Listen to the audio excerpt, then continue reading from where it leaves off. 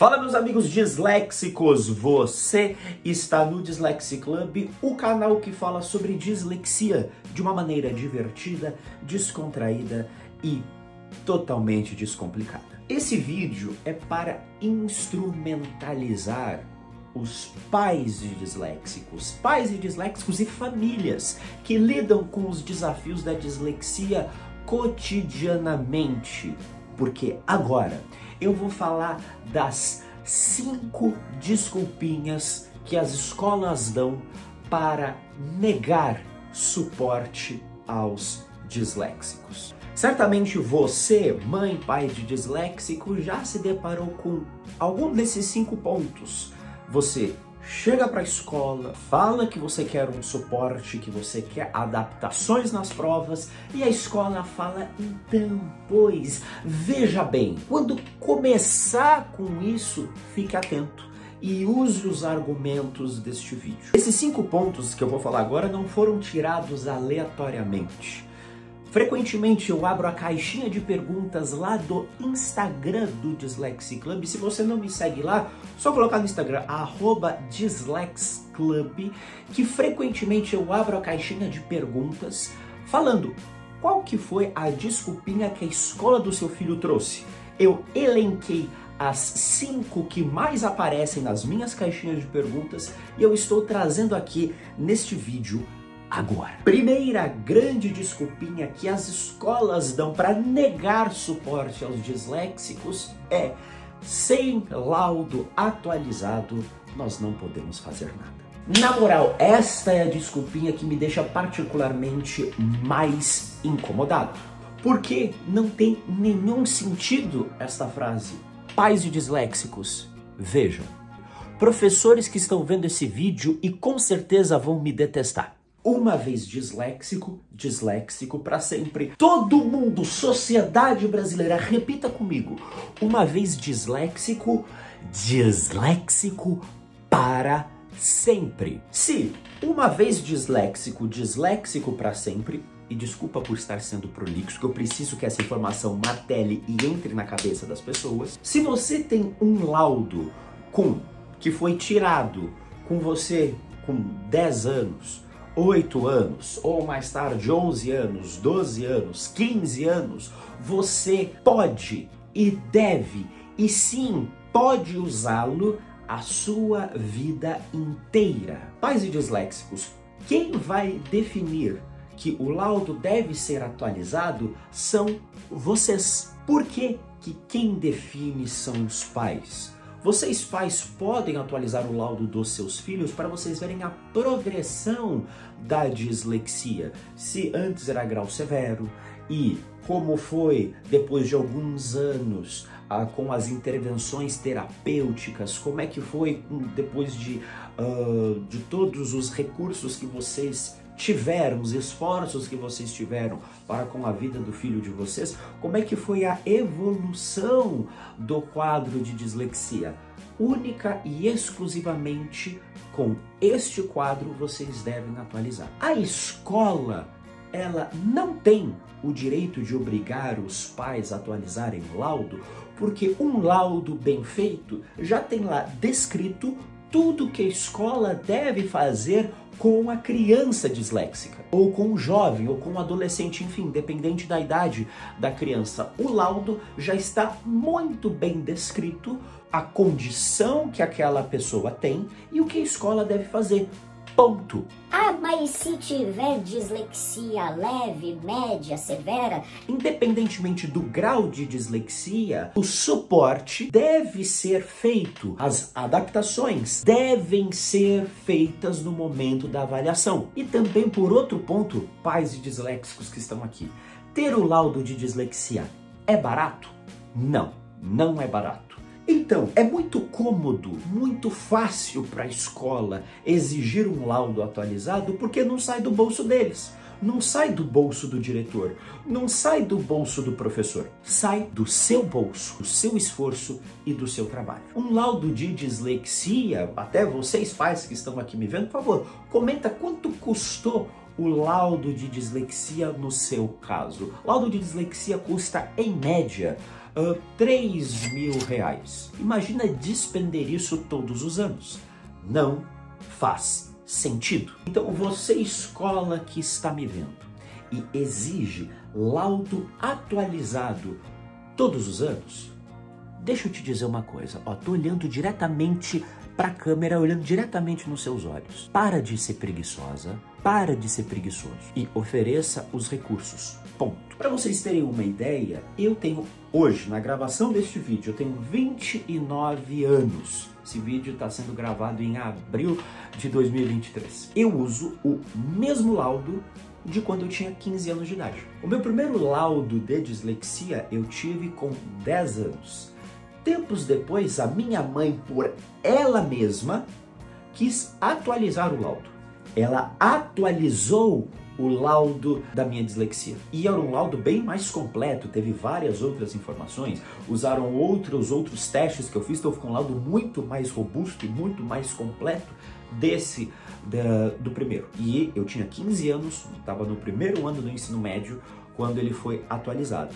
E é exatamente este mesmíssimo laudo que eu sempre uso. Inclusive, este laudo, quando eu tinha 15 anos, eu apresentei no mestrado, na Universidade Presbiteriana Mackenzie, quando eu fui fazer os testes, as avaliações para eu entrar no mestrado, e foi plenamente aceito. E lá, no processo seletivo do mestrado, eles me deram 1 hora mais de prova, eles me deram uma fonte maior para fazer a prova, e eles me permitiram, na prova, que uma das etapas é traduzir um texto, é prova de proficiência em língua estrangeira, eles me permitiram usar um dicionário. Eu tive que fazer a tradução de um texto em espanhol. Você escolhia o idioma, se você queria português, inglês, italiano, alemão, você escolhia o idioma e escolhia o espanhol, e eles me permitiram usar um dicionário. Então, Universidade Presbiteriana Mackenzie, vocês estão, de parabéns. Tá vendo, gente? Não faz sentido pedir laudo atualizado todos os anos. Desculpinha número 2 que as escolas dão para negar suporte aos disléxicos. Não faço avaliações adaptadas para a criança não se sentir excluída.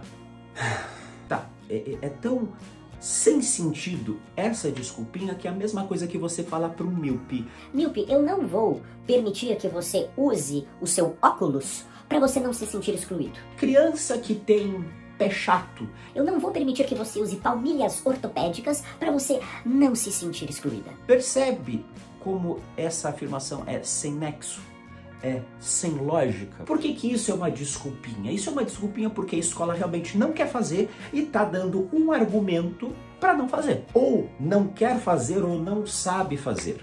Seria muito mais bonito a escola falar que ela não sabe, mas ela está disposta a ir atrás. Inclusive, escolas, diretores de escolas, coordenadores de escolas, se vocês não sabem como fazer provas adaptadas, me chamem. Eu dou cursos, workshops e mentorias para escolas para preparar os seus professores, preparar a sua instituição para fazer provas adaptadas aos disléxicos. Só me chamar. Mas aí, pais de disléxicos, como é que racionalmente a gente rebate este tipo de argumentação? Primeiro ponto, quem define ou quem decide se vai ou não ter recursos de acessibilidade, novamente, são os pais, é a família.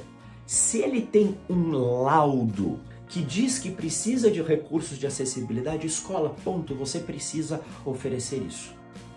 E não precisa ficar pensando, ele vai se sentir excluído. Você, escola, precisa oferecer e os pais precisam solicitar. Achar que a criança pode, no achismo, se sentir excluída se der um recurso de acessibilidade, isso se chama futurologia, isso se chama achismo, isto não é pedagogia, isto não é educação, isto não serve de nada, este argumento. Então, pais, sim, continuem exigindo da escola. Vou dar aqui traçar um paralelo. Fazer provas adaptadas para um disléxico é a mesma coisa que um óculos para um míope. Imagina um míope, ele perder pontos numa prova, numa avaliação, porque ele não consegue, que a avaliação é ler um texto ou copiar um quadro que está a longas distâncias. O míope vai conseguir executar eficazmente essa tarefa? Não, o míope não vai conseguir executar esta tarefa. Logo, ele vai precisar de um óculos. As adaptações nas provas são como as lentes corretivas para um míope. É o mesmo ponto de comparação. Um disléxico precisa de adaptações para ele conseguir ser avaliado justamente de uma forma que ele não seja prejudicado. Aí algum pai pode vir com essa dúvida, mas Pipo, e se o meu filho ele não se sentir à vontade? Se o seu filho não se sentir à vontade para fazer uma prova em separado, uma prova adaptada, é você reforçar com ele esta ideia que eu passei com você, esta ideia que eu acabei de falar, que uma prova adaptada não significa que ele é inferior às outras pessoas, significa que ele vai ser avaliado da melhor maneira para não ser prejudicado. Desculpinha número 3 que as escolas dão para negar suporte aos disléxicos. Realmente não temos quem auxilie nas provas adaptadas. Não temos pessoas para ler para ele uma prova oral. Não temos alguém para ficar com ele numa sala em separado. Não tem ninguém. Não tem ninguém mesmo. O diretor da escola faz o quê? O coordenador da escola está fazendo o quê? Um outro professor que está ocioso na sala dos professores. O professor da matéria.